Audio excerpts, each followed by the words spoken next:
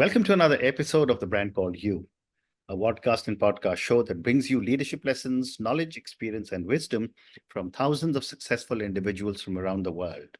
I'm your host, Ashutosh Garg, and today I'm delighted to welcome a very talented and a multifaceted professional from Charleston, South Carolina, Nina Sossamon-Pogue.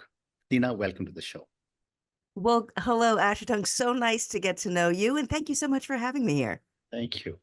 Nina is a keynote speaker and an author. She's the founder of NSP Communications. She has been a gymnast for the US, an Emmy-winning news anchor, and a tech executive.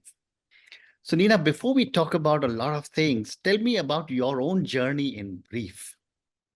Oh, goodness. It's difficult to be brief with me because I have had quite a storied life. Yes. But I did, as you said, I started out as a young person being a gymnast. And my story is more of my failures than my successes, is how I like to tell it. So I started out to be a gymnast. I moved away from home at 13 and became a member of the US Gymnastics team. And then I didn't make the Olympics in 1984.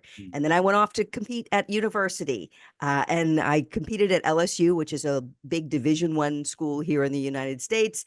And I did well there, but then I blew out my knee and lost my sport. And then I found television and I became a reporter and an anchor and had big success there. But during that time, I had several failures. I went through a divorce. I lost my job. I had other difficult things that happened and actually ended up not being, not reporting the headlines, but in the headlines at one point, and went through a really difficult time. And then I found tech and a large SaaS company and jumped into a friend's startup. And I had some huge success there. We had a very successful IPO. And then I stepped out of that and started writing books. But my life has been these real high highs and these real low lows. Amazing. And that is what I like to talk about. And that's what I've sort of leaned into. Thank you. And what an amazing journey. And thank you for sharing this. So, when I was preparing for my conversation, you describe your life as a series of plot twists, and I think you told me of some of them as in a few minutes back. Can you share with me what you mean by the term plot twists and how it has shaped your resilience? Absolutely. So a plot twist, just like in a book or in a movie you're watching, in our own lives, it's just something that's not expected. So I had a plan for my life. I was going to be on the US Gymnastics team. I was going to be this gymnast. And then plot twist, that's not happening. I've got to come up with my life. The story has to go in another direction. Same thing when I was in television and I loved what I did and I was really good at it. But plot twist, some things happened in life. Life started happening and I had to make some changes. It was not what I had planned.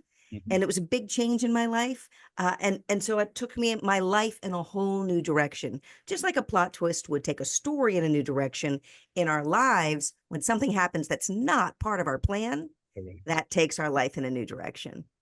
Well said. And Nina, how did your transition from gymnastics to journalism and then to technology influence your own understanding of success? I don't think I realized it at the time how it was influencing my success. But now that I can look back with perspective in my 50s at my life, it certainly showed me the ways in which I was able to pick myself up and keep moving forward. So I talk and research in resilience. That's the space. And the definition of resilience is that I lean into. There's lots of definitions of resilience, but the one I lean into is the ability to adapt in a positive way to whatever happens in our lives. So that adapt in a positive way is really key. So when I was an athlete, my ability to see at some point, and I didn't do everything right. I certainly made a lot of bad choices right off the bat when I lost my sport in college.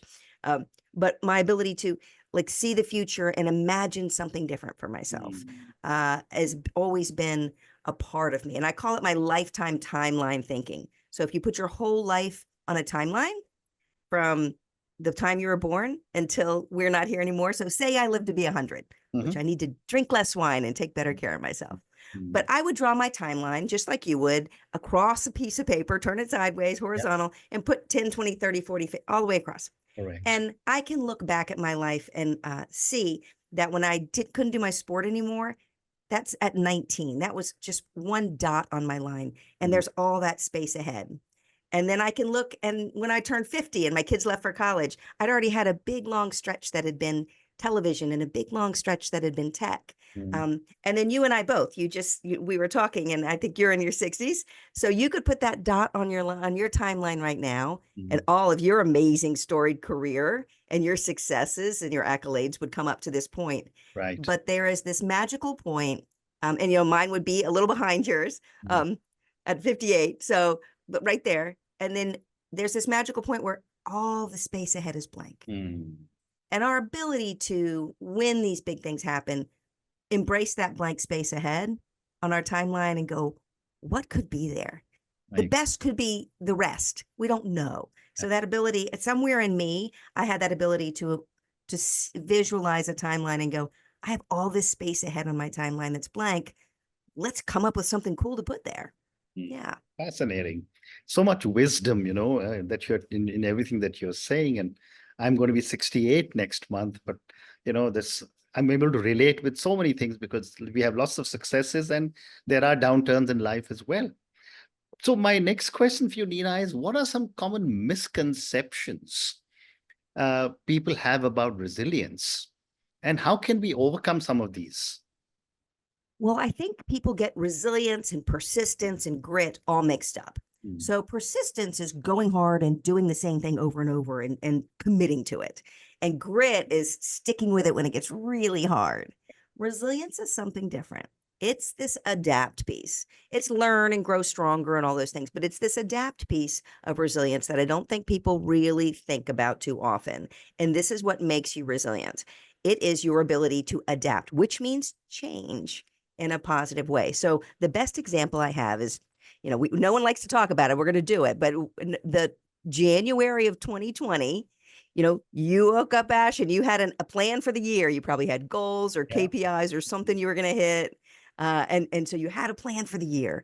And January of 2020. And for me, it was like, this was my financial goal. I'm going to lose this weight. I'm going to hit this financial goal. I'm going to build this relationship better and work on this. I just think things I was going to work on. We all did, whether you call them New Year's resolutions or goals, we have that.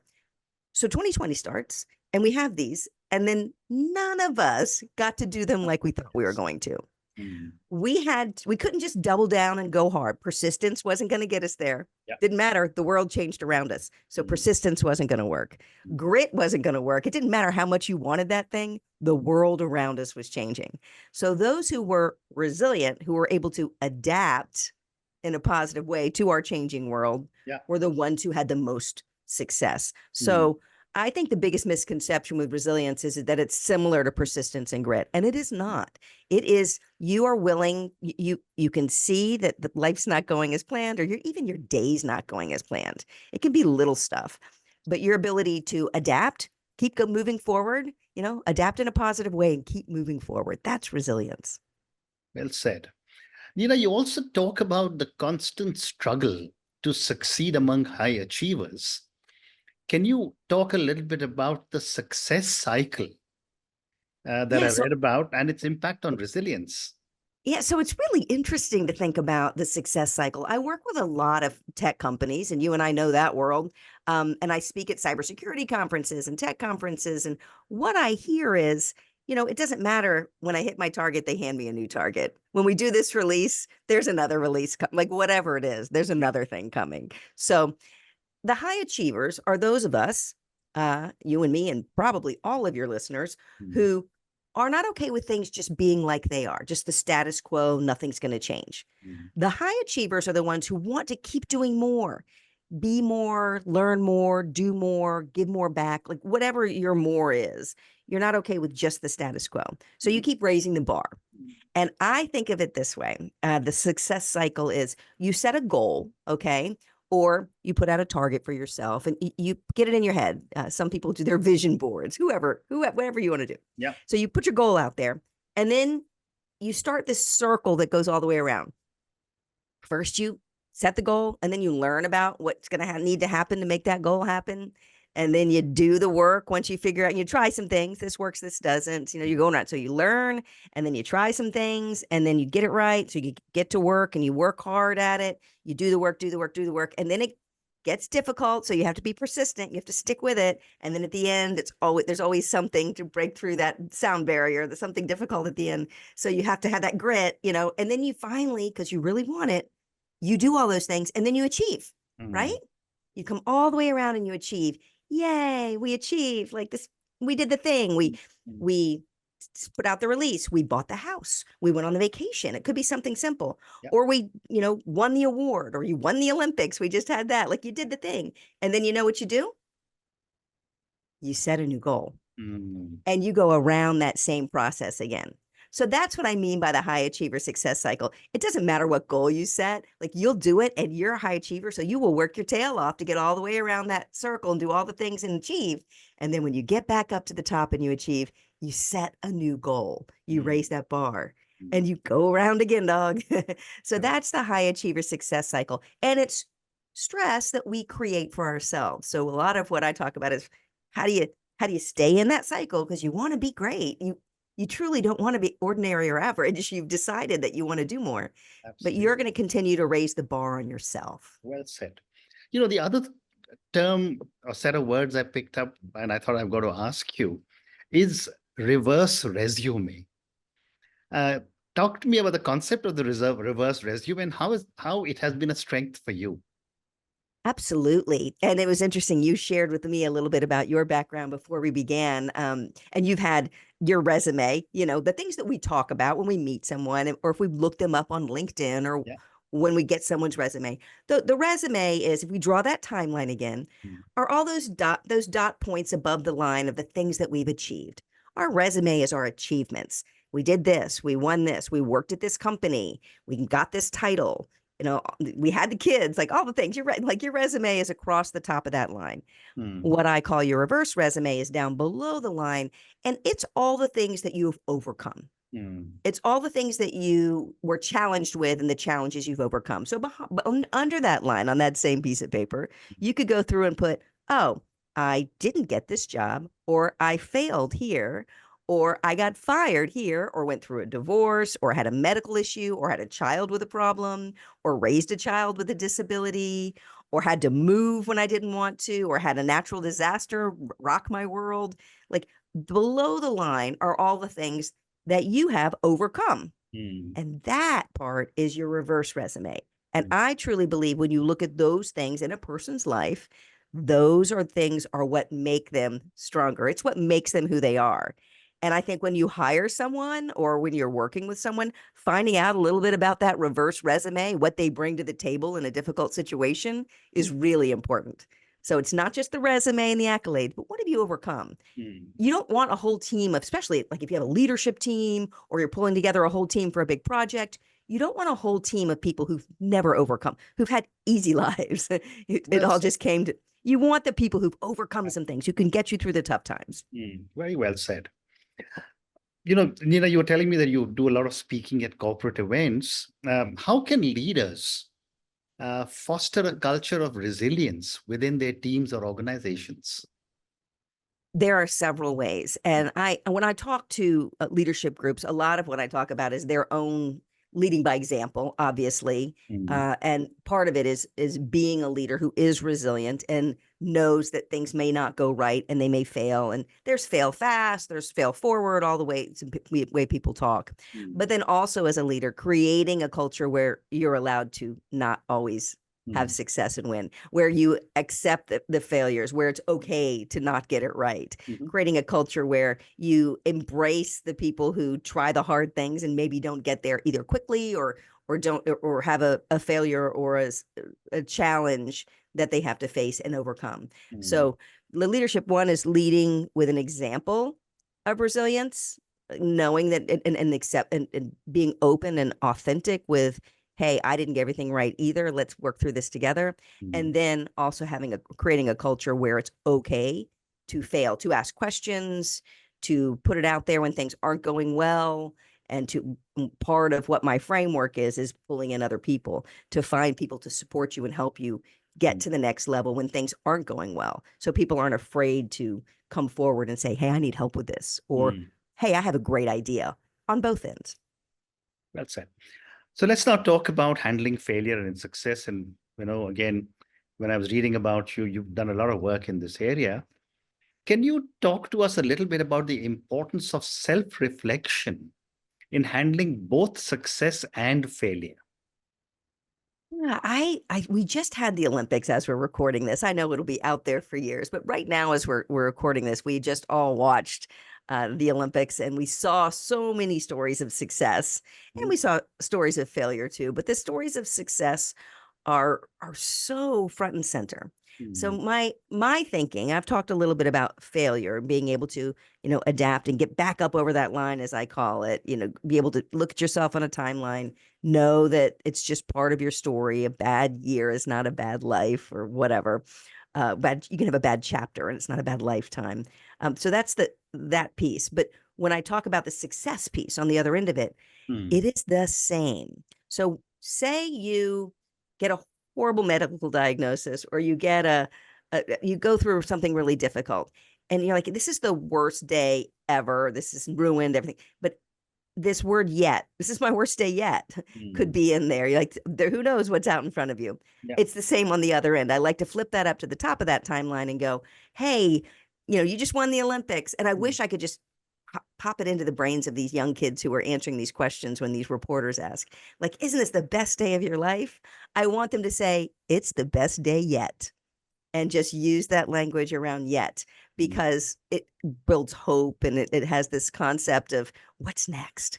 Yeah. So for the lows, yep, it's tough, and it's a tough part, but the yet more is to come. It's not the end of your story. Yeah. And same thing with the highs. It's a high, this now what moment.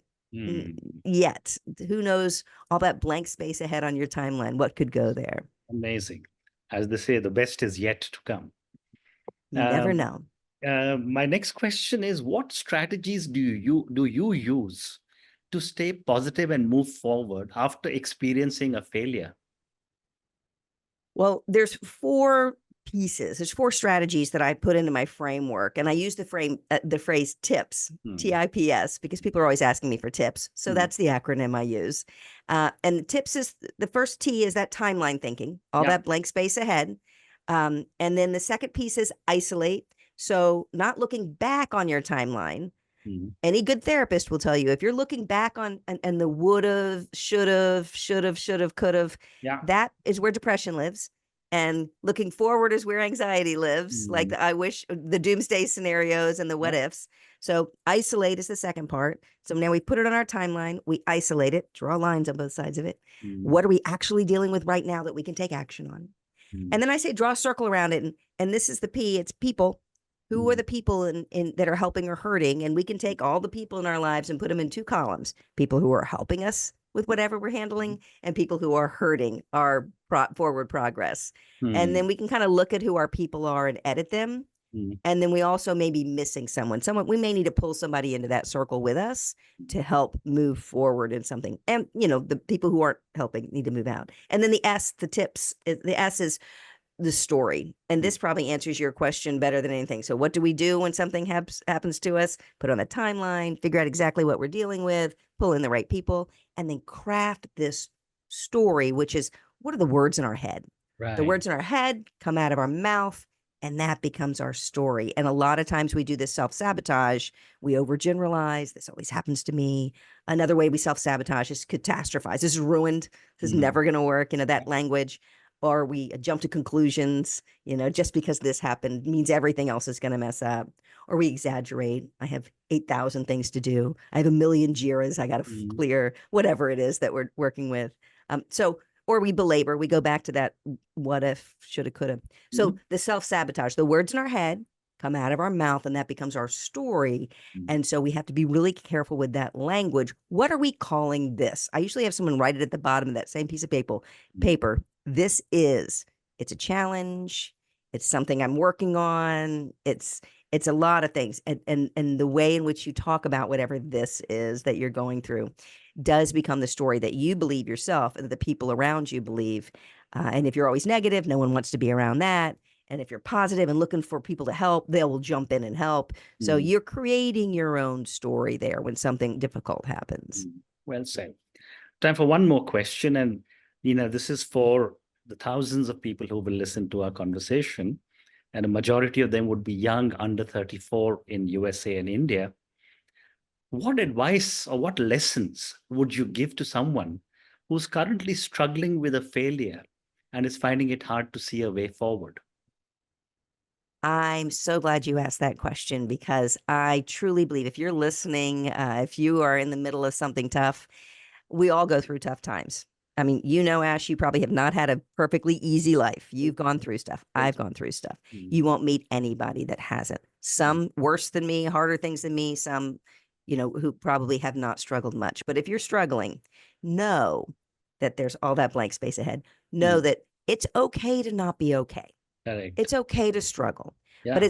it's not okay to stay that way. Mm. It's okay to not be okay, but it's not okay to stay that way. And it is up to you to move yourself forward. Look at that timeline to figure out what exactly you can do, pull in some people to help you, and think about the story in your head, because a bad day doesn't make a bad week. A bad few weeks doesn't make a bad year. And even a bad year, if you're in the middle of a bad year, folks, that doesn't make a bad lifetime.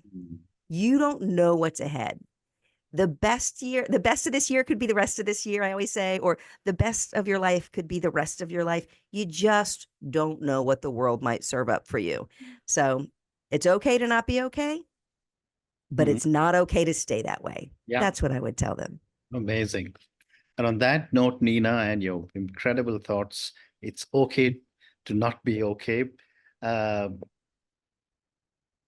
just love the way you have told me about so many different things about resilience and handling failure. I didn't even realize that there was a difference between persistence, grit, and resilience. Thank you for giving such an amazing example of defining each of these so beautifully using the Olympics. I also loved your acronym TIPS, which is timeline, isolate, don't look back, people, understand who's helping us and hurting us, and the story. Thank you so much, Nina, for speaking to me about your own amazing journey. Thank you for speaking to me at such length about both resilience and handling failure. And thank you for speaking to me about success. Thank you again, and good luck. Thank you so much, Ashutosh. Thank you for having me on your show, and all the best to you and all of your listeners. Thank you. Thank you for listening to the Brand Called You videocast and podcast, a platform that brings you knowledge, experience, and wisdom of hundreds of successful individuals from around the world.